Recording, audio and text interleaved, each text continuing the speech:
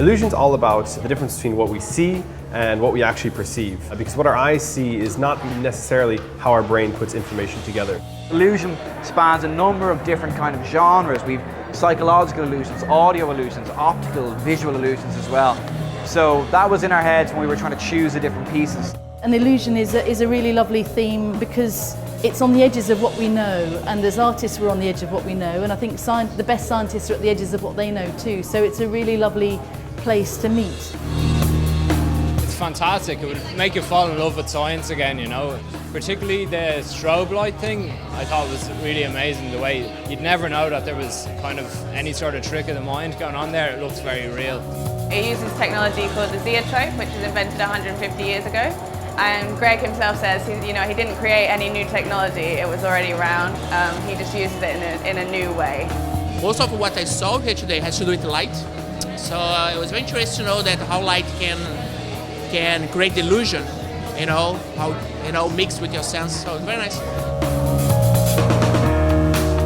What I was interested in with the animals representation is that this idea of like what is it that makes up our identity, how we construct it from different cues.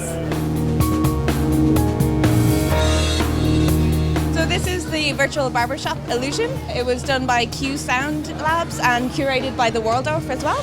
So even though you just have two headphones on you, you hear a 360-degree haircut, which is pretty eerie and really, really cool. The brain, it doesn't tell you what's in front of you, it tells you kind of what your senses are picking up, and that's so cool. So it's a great idea for an exhibition. I think that there is something that happens a little bit in the brain when you look at the piece, because there is space between the light points. The brain naturally co-creates the form.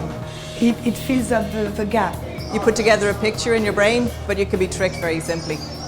Even just the guys going around doing the card tricks. It's so easy. I think it's great for all the works of art to question your perception and to make you question not just what you see in the science gallery here today, but everything in your life around you. Everything in the media, everything in the news, everything in a magazine. This is Super Major, and the title Super Major comes from a cartel that controlled the world's supply of oil. This piece takes advantage of a kind of observational weak spot that we have, where we see patterns that maybe aren't actually there. It's kind of an anti-spill. I've seen those illusions before, but that was probably the best one I've seen. Illusion's great for all ages. It's a free show curated by Richard Wiseman, and I think there's something in it for everyone. It was very enlightening and much more entertaining than I thought it would be.